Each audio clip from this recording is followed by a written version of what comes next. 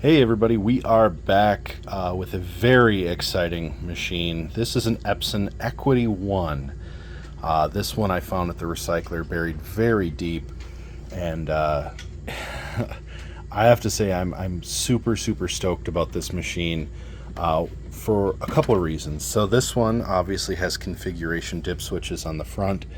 This one, like a C64, has monochrome and color outputs. However, the video card on this is kind of unique. Let's take a look at the back.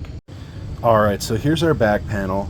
You can see we've got parallel port, serial port, a built-in power cable with the pass-through for the monitor. It's got the fan here for the power supply. Here's your video adapter card. So this obviously is a 9-pin VGA, and then the old style composite video. So you may think, oh, I've got a composite cable, the yellow one that runs to the TV. You'd be wrong. Like the VIC-20, the Commodore 64, and other computers of the era, this particular rig would have to be hooked up to a special composite monitor. So to do that, we're going to have to probably use a converter to convert this particular signal to RF, which I actually have because I have several Ataris.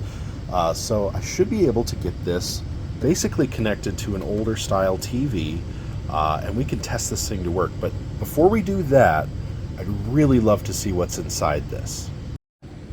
Okay, so I didn't want to ruin the big reveal here, so I have not actually fully taken this cover off, but there are these interesting little side brackets that go on, and they have a screw cover, which it's odd to me because the other side is just bare screws. I don't know.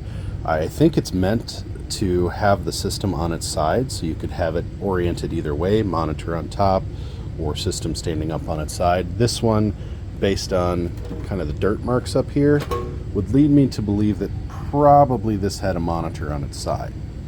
So let's take a look at what we've got inside here. This is really exciting, you guys. So I apologize if I nerd out a little bit. I'm going to try and orient the camera.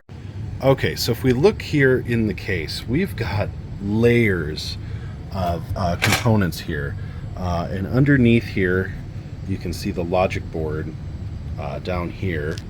Over here, we've got our power supply, which looks to be in good working order. The fuses look good. It's a little dirty, but it's not bad.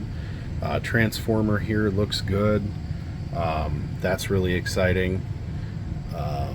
There's your floppy drives. Canon built floppy drives. So that's kind of interesting. I haven't ever seen that before. Our graphics card on the back here is looks like a proprietary riser. This is an Image Technology, looks like an expansion board, like a daughter board. Yeah, it's a daughter board that plugs into our main motherboard here. And this is all of the RAM for this color graphics card, and it's an American, it's an AMD chipset, made in 1981 it looks like, with a Motorola, looks, that must be the GPU there basically. And yeah, so we've got a 9-pin connector and the probably more standard connector of the time there with the composite. Now under here is kind of where the magic happens, and I'd really like to get a look at this board, but it's going to require kind of some additional teardown, and that's going to take some time I don't have right now. But I am fairly confident that the Epson Equity 1 is an 8088 processor. So when we get this open, I think what we're going to find is some very vintage computing history. So I'm going to do a part 2 on this when we dive into it further.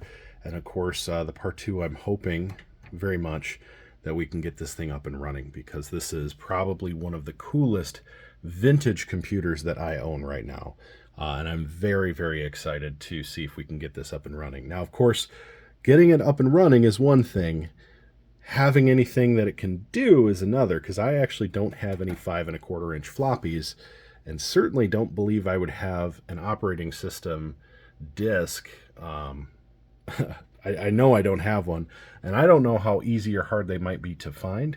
And even if I do find one, I'm not sure how to put it on a 5 1/4 from any other medium.